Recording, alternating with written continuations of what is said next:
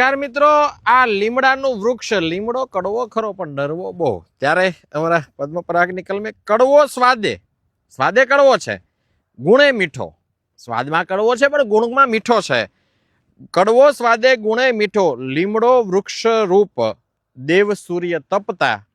પોષી પ્રકાશ બની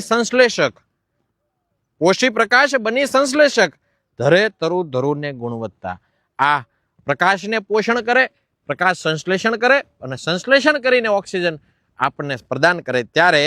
કડવો સ્વાદે ગુણે મીઠો લીમડો વૃક્ષ રૂપ દેવ સૂર્ય તપતા